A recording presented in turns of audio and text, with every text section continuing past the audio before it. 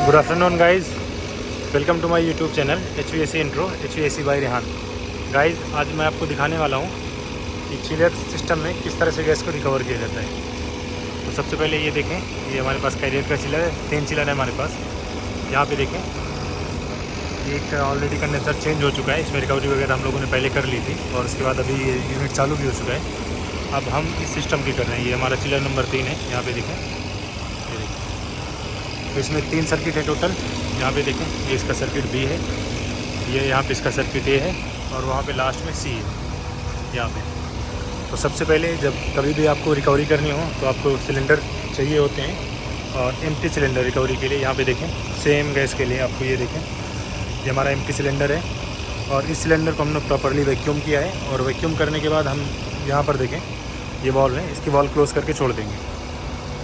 यहाँ पर wall close रहेगी और ये सिस्टम वैक्यूम करके हमने छोड़ा हुआ है ऑलरेडी। और दूसरा सिलेंडर यहाँ पे देखें रिकवरी में लगा हुआ है ऑलरेडी। तो मैं आपको एक प्रोसीजर इसका बताता हूँ, ये कैसे करते हैं। सबसे पहले जब आप सिलेंडर को वैक्यूम कर लेंगे, वैक्यूम करने के बाद आप सिलेंडर की वॉल को क्लोज करके छोड़ देंगे। फिर आपको सिलेंडर का वेट लेना है। ये देखें, यहाँ पर देखें, ये सिलेंडर का अभी का वेट है 27.4 kg और ये वेट स्केल है इसकी यहाँ पर। तो ये चीज़ें आपको लाजमी करनी है क्योंकि सिलेंडर के अंदर कोई भी एक्सेसिव एयर नहीं होनी चाहिए, या पहले किसी और रिकवरी में यूज़ ना हुआ हो सिलेंडर, या किसी और रेफ्रिजरेंट को किसी ने यूज़ ना किया हो, इसमें एयर का प्रेशर ना हो, इसलिए हम इसको वैक्यूम करते हैं। तो अब देखें रिकवरी किस तरह से करते हैं और रिकवरी करने का मकसद क्या है। रिकवरी करने का पर्पज़ ये है कि सिस्टम के अंदर जितनी भी गैस होगी तो हम उसको रिकवर कर लेंगे, एक सिलेंडर में स्टोर कर लेंगे। फिर यहाँ पर देखें, ये सिलेंडर यहाँ पर इसका कंडेंसर चेंज होना है। यहाँ पर देख सकते हैं कंडेंसर की कंडीशन सही नहीं है, रस्टी हो चुका है, जिसकी वजह से हम इसको कंडेंसर को रिप्लेस करेंगे। तो अब इस सिस्टम में हमको सिस्टम को जो है ना रिकवर करना पड़ेगा। तो यहाँ पे देखें, ये रिकवरी मशीन है, यहाँ पे देख सकते हैं आप। अब मैं एक स्टेप आपको इसमें बताता हूँ कि किस तरह से इसको रिकवर करना है। सबसे पहले आपको चार्जिंग लाइन चाहिए होती है, 3 चार्जिंग लाइन आपको लेनी है और आपको एक मैनिफोल्ड गेज चाहिए होता है। मैनिफोल्ड गेज आपको यहाँ पर देखें,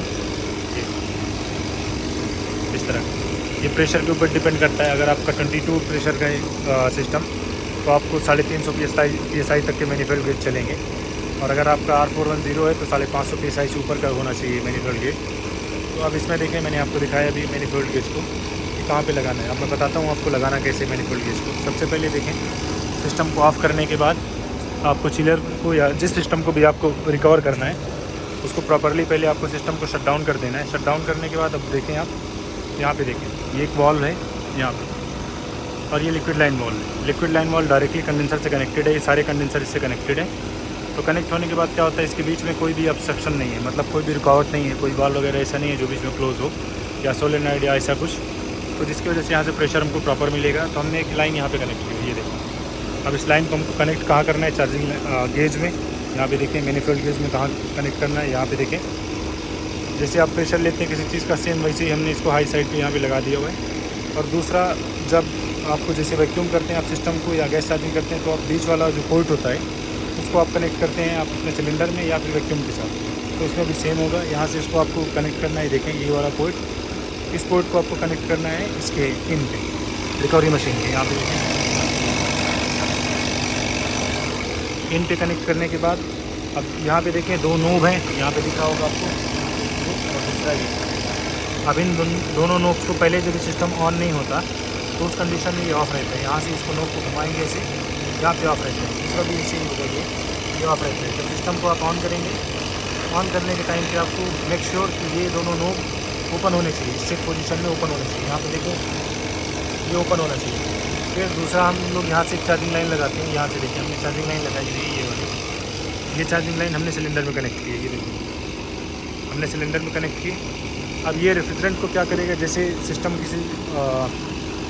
किसी भी मतलब आपका सिस्टम में लगा हुआ जो पोर्ट होगा उससे जो उसको अगर आप वैक्यूम कर रहे हैं तो उसको एयर को खींचता है, वो बाहर करता है। तो इसमें ये क्या करेगा, रिकवरी मशीन यहाँ से सीधा इससे गैस को खींचेगा और गैस को वहाँ से खींचने के बाद यहाँ पे रिकवरी मशीन के थ्रू यहाँ पे सिलेंडर में ला के स्टोर करेगा। अब सिलेंडर के लिए कुछ चीज़ें आपके लिए बहुत ज़रूरी हैं। पहले जैसे मैंने बताया, सिलेंडर को वैक्यूम करना है और सिलेंडर प्रॉपर होना चाहिए, लीक प्रूफ होना चाहिए और कंपैटिबल होना चाहिए। कंपैटिबल का मतलब वो उस चीज़ को अचीव करता हो, जितना प्रेशर है उस प्रेशर को अचीव कर ले। और किसी भी सिलेंडर में, जैसे कि आपका मान लीजिए सिलेंडर है, सिलेंडर की कैपेसिटी है 50 किलो, तो आप उसको 80% तक ही फिल करें। 50 किलो अगर कैपेसिटी है उसकी भरने की, तो आप उसमें 40 किलो रेफ्रिजरेंट ही भरें। 80% से ज़्यादा उसमें रेफ्रिजरेंट कभी भी ना भरें। तो अब देखिए यहाँ पे कनेक्ट किया हम लोगों ने। कनेक्ट करने के बाद हमने रिकवरी मशीन चालू करने के बाद इसका देखिए पोर्ट खुला हुआ है। और एक चीज़ और आपको ध्यान देनी है, इसका हेड का टेम्परेचर या प्रेशर बढ़ने के लिए आपको क्या करना पड़ता है, यहाँ से आप चाहे इसके ऊपर पानी पोर करें, ठंडा पानी, अगर आपके पास ठंडा पानी है तो ठंडा पानी आप इसके ऊपर डालें ताकि इसका हेड प्रेशर ना बढ़ने पाए और इसके अंदर जो लिक्विड जाना है या वेपर जानी है वो बराबर सिलेंडर में नीचे जाती रहे। और इसमें आपको ये ध्यान देना पड़ेगा, कभी भी इसको हाई टेम्परेचर पे नहीं करना चाहिए। सिस्टम को चला के या कोई भी ऐसी चीज़ या बाहर से ज़्यादा टेम्परेचर पे नहीं करना चाहिए, उसमें चांस होता है सिलेंडर फटने का या दूसरी चीज़ें, कोई एक्सीडेंट हो सकता है आपके साथ। तो ये चीज़ें आपको ध्यान रखनी है। हमारे पास आइस थी, पहले हमने इसमें आइस रखी, फिर अभी हमने इसको ठंडे पानी के साथ, देखें यहाँ पर हम पानी गिरा रहे हैं जिसकी वजह से इसका टेम्परेचर डाउन होगा और गैस धीरे धीरे नीचे इसमें बैठ जाएगी। तो हम इसका फिर से अभी थोड़ी देर में फिर इसको वेट स्केल लगाएंगे, वेट करेंगे कि अभी इसका वेट एक्चुअल कितना है। जब ये 80% के करीब अचीव कर लेगा तो हमको क्या करना है, उस टाइम पे हम इसको ये वाल बंद करेंगे यहाँ से। उसके बंद करने से पहले सबसे पहले हम ये गेज की लाइन बंद करेंगे।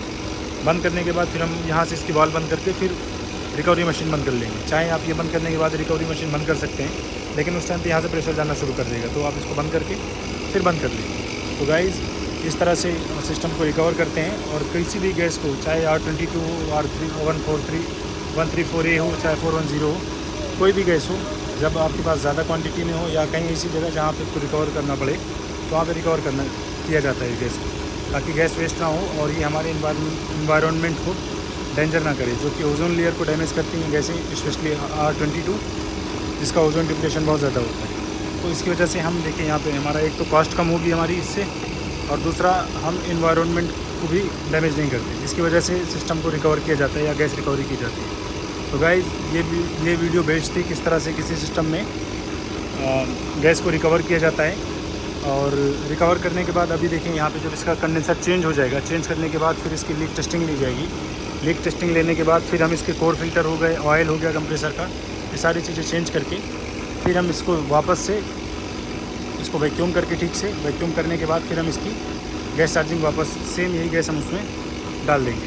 तो गाइज़ ये वीडियो बेस्ड थी किस तरह से सिस्टम को रिकवरी मशीन के थ्रू गैस रिकवर की जाती है।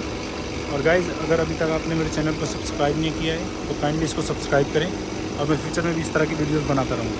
Thank you.